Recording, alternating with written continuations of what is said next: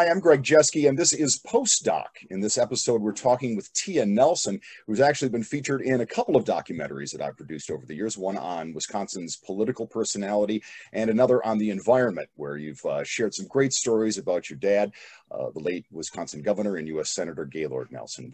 Tia, you went through quite a year in 2020. For one thing, it was the 50th anniversary of Earth Day, which of course was founded by your father, and it was all happening in the midst of a pandemic. So I guess first off, how did last year go for you? Oh, well, it's nice to be with you and see you again, Greg. Well, the milestone of the 50th anniversary weighed very heavily on me, as you might imagine, both because of my own career as a climate change educator and advocate for climate change action, but also because of my interest in ensuring that my father's memory as the founder of Earth Day is properly recognized. And so I was quite fortunate in that we were able to produce a short film before and have that wrapped up and ready before the pandemic hit. And I'll tell you a little about the film in a minute, but we managed to produce a really nice, I wanted to not just reflect on the past of the environmental movement, but see where we are now and think about the future. I wanted to remind youth of today that their voices around the first anniversary, around the first Earth Day, were just an essential element of the success of launching a robust environmental movement in this country, and their voices remain very important today. And I wanted folks to understand that my father's original vision was a call to action that was multi-generational. It was bipartisan. And so I was extremely fortunate in that Varshini Prakash, the youth activist and co-founder of the Sunrise Movement, and Bob Inglis, a former member of Congress from one of the reddest congressional districts in America, a former climate change skeptic, a Republican, and a deeply devout man. Bob has dedicated his life to addressing the issue of climate change, as has Varshini. They come from different political parties, they come from different ways of thinking, and so I thought they were the perfect bookends for this story, because the first Earth Day had remarkable alliances, and that's what made possible many of the important environmental laws that were adopted in that first decade after the first Earth Day. So we were fortunate in that we made this film together with words, archival footage from my father's first Earth Day, and then the interviews with former Congressman, Republican Congressman Bob Inglis, and youth activist Varshini Prakash. And it's a beautiful, emotional film. I was very proud of it, very pleased with it. And we had that all ready to go. So when Earth Day pivoted to virtual events, we were quite fortunate because we had quality digital content ready to plug and play. And we were the featured content and story for Smithsonian's global conference called Earth Optimism, which they held to coincide with the Earth Day anniversary. And the film was featured by Smithsonian Institute, and then we did a panel discussion with Andy Refkin, formerly of the New York Times Climate Beat, and Bob and Varshini and I. And so I was very gratified and very fortunate that they helped me produce this content and that we managed to get a good distribution strategy, out there. Sounds like you took advantage of the opportunity that presented itself online, which was about the only thing a lot of filmmakers could do in the year 2020, me being one of them. Tia, I know you're asked this a lot to sort of channel your father's thoughts here in present day, but just to reflect on the 50th anniversary of the event that he founded, that started out as a huge worldwide event and has really kept a momentum through all these years, which is amazing. But thoughts on what what his thoughts and feelings might have been on after 50 years. Well, I think he surely would have been very gratified and delighted that Earth Day has become a global event of great significance. And he sure as heck would be over the moon happy that President Joe Biden, with whom my father served in the United States Senate, has picked Earth Day to reconvene a global climate change summit at the White House. That's April 22, 2021. And the president's leadership on this issue has come at a very critical time in terms of addressing the crisis. And he'd be happy about that, but he'd also be delighted with the symbolism of picking Earth Day to have the United States have a conversation with global leaders, the first in 4 years, around this critical issue. And I'm sure that would delight him. You know, he and Joe served in the Senate together. After my father's memorial, Senator Biden had come to Madison for the memorial service for my father with a number of other sitting U.S. senators who had served with my dad. And he did a radio interview after that with Wisconsin Public Radio, in which he said that my father and my mother literally changed his life after the tragic accident of losing his wife and daughter, his sons being injured. He had won his Senate seat, but he hadn't yet been sworn in, and he was thinking of foregoing being seated as a senator, allowing the governor to appoint a replacement. And my father said, you know, I need you here in the Senate, Joe, and, you know, I'm going to help you. And my mother and some other Senate wives were very nurturing and inviting him into the home and making sure he was getting supper and getting some, you know, comfort during what, you know, had to have been a just incredibly challenging time. So my parents and Joe were pretty close, and I know my father would be really delighted, not just to see his leadership on the environment, but to see that he picked April 22nd this year to reconvene a global climate summit.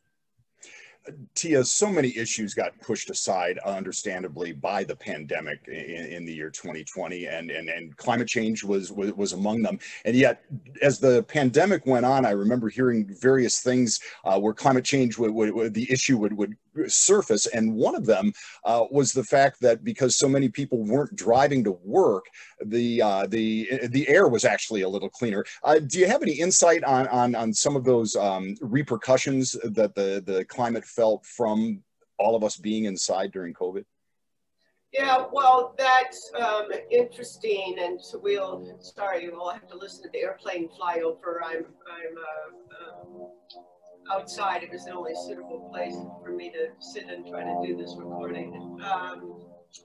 Oh, that's a prop plane. Dusting the crops over there. We should point out, by the way, Tia, just for folks' own edification, that you're talking to us from Sonoma, California right now. Not an aviary. We hear a lot of wonderful birds chirping in the background, and yes, yeah. A crop duster apparently doing some work out there too. I'm fortunate to be on a little farmette with friends and getting some time in nature. I'm really grateful for that. I mean, in terms of impact on the planet,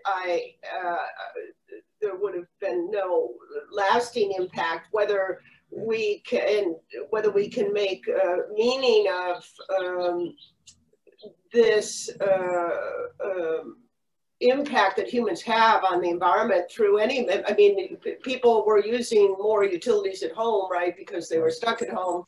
They're driving less. Air quality did improve in a number of places briefly. I think one of the things that might last, I certainly hope so, from the pandemic is there was a really significant and measurable uptick in interest in being in the outdoors and being in nature. And that's a delightfully positive outcome that I think has the chance of sticking with us. And, you know, visiting parks and being in nature and being in the outdoors gives us all kinds of physical and emotional benefits, and reminds us of our connection to the earth and how we're all interconnected. I think certainly COVID reminded us of that interconnection in its own way too. So let's go from the pandemic to the politics of this. You knew we couldn't stay out of this for too long, Tia. And specifically, I guess I want to talk about the environmental policies that were rolled back or dropped or deleted by the Trump administration. What of those did or will do any lasting damage, do you think? I mean, are there any elements of what was rolled back that are irrevocable now, that even in that short window of time, assuming President Biden, if he hasn't already, is going to reinstate a lot of those? Well, certainly there were significant rollbacks in environmental regulations, whether it was clean air, clean water, and just so many. For a while, I was keeping track, and I stopped because there was so much to keep track of, and there are some other groups that were doing it better than I was. So I think significant damage was done. I mean, the lasting damage that I worry the most about is that related to climate change policies, because the time frame for which we can act and the lag time just based on the behavior of greenhouse gases is such that, you know, every lost year is makes addressing the issue harder and more expensive going forward in the future. It's never too late, and there's always improvements that can be made, and we're already seeing that happen in the new administration. So I'm feel hopeful about that. But the one thing we don't have in terms of addressing the climate change crisis is time. And so there's great urgency to act. And the president, Biden's executive orders, we're acting on multiple fronts, which is what we have to do to address the challenge. It's going to take every tool in the toolbox, from how we think about land use, manage our farms and forests, how we think about our transportation system, how we think about our energy production system, our food distribution system. So many opportunities for growth and prosperity and a cleaner, healthier environment. But there's a great sense of urgency that we act swiftly on multiple fronts, and that's hard. You know, it's a challenge, but it's also an opportunity. During the Democratic presidential primary, Tia, Washington Governor Jay Inslee, I remember, was one of the most, if not the most vocal candidate about climate change, in saying that it would be his #1 issue. Joe Biden got the nod, though. Does he have it as high on his agenda as it should be, given all the time constraints and urgency that you just pointed out?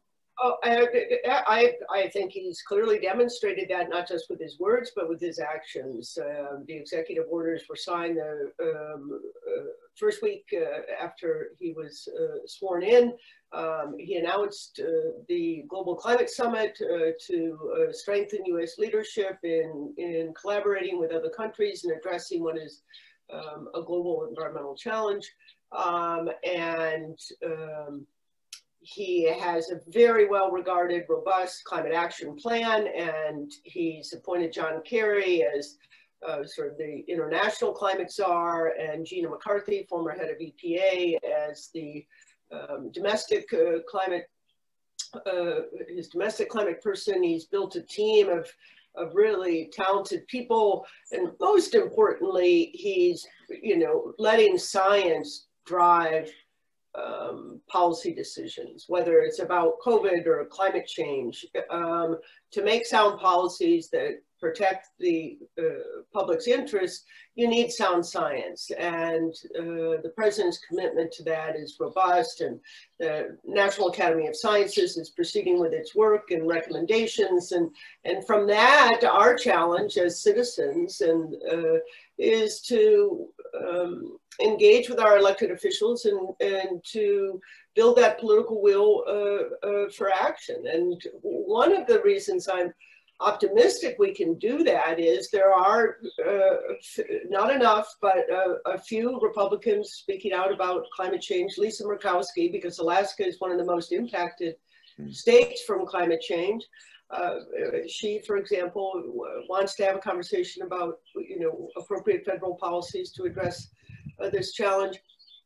And one of the other things we're seeing that I think is really going to make a difference is if you look at the polling data, youth, irrespective of their political ideology, whether they identify as a Democrat, a Republican, an independent, or none of the above, they rank climate change as a top priority and concern.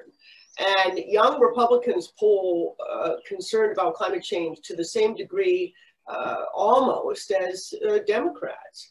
Now, there's a big generational divide as you move up through the age spectrum on the conservative side.